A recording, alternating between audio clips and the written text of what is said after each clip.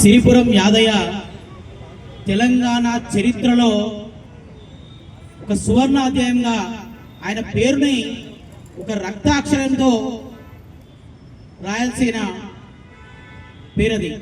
ఆయన త్యాగంతో ఈరోజు మనం తెలంగాణను సాధించుకున్నాం.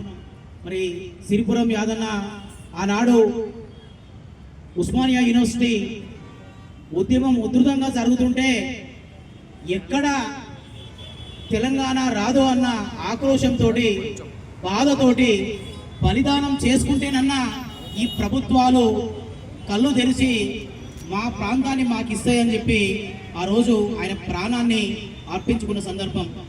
మరి అలాంటి గొప్ప వ్యక్తి ప్రాణ త్యాగాల మీద ఈరోజు తెలంగాణ సిద్ధించుకుంటే అలాంటి వ్యక్తి విగ్రహాన్ని పెట్టుకోవడానికి అనుమతులు రావట్లేదంటే మనం కలలుగన్న తెలంగాణ నిజంగా వచ్చినట్ట అని మనం ప్రశ్నించుకోవాల్సిన అవసరం ఉంది. వేదిక ద్వారా ఇప్పటి ప్రభుత్వాలకు కూడా అయ్యా మేము 1200 మందిని ప్రాణత్యాగాలు చేసినాం, రాష్ట్రాన్ని భౌగోళికంగా సాధించుకున్న భౌగోళిక తెలంగాణలో తెలంగాణ త్యాగమూర్తులకు ప్రాణదానం చేసిన మూర్తులకు ప్రాధాన్యం లేకుండా పోయే పరిస్థితులు ఉన్నాయి.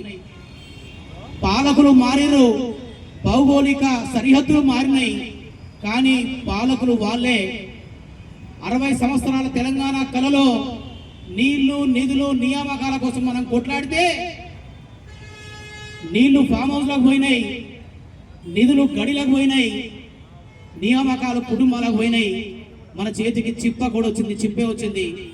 ఈ రాష్ట్రంలో ఉన్న ఎస్సీ ఎస్టీ బీసీల బడుగు బలహీన వర్గాలకు మళ్ళీ ఇవే వేదికలు మిగిలినాయి, ఇవే సీట్లు మిగిలినాయి, ఇవే రోడ్ల మీద ఇవే వర్తంతులు చేసుకునే పరిస్థితులు వచ్చినాయి.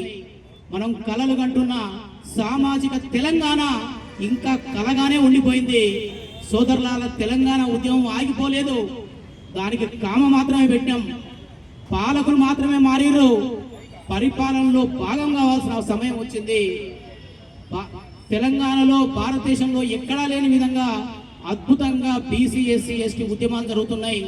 మేమెంతో మాకు వాటా రావాలి, మా వాటా ప్రకారం మేమెంతో మా మాట ఇవ్వని చెప్పేసి మనం పోరాటం చేస్తున్నాం. ఆ పోరాటానికి అనుగుణంగా అద్భుతంగా మొన్న జరిగిన గ్రామ పంచాయతీ ఎలక్షన్లు అయితేనేమి, మున్సిపాలిటీ ఎలక్షన్లు అయితేనేమి 61% మనం సాధించినాం.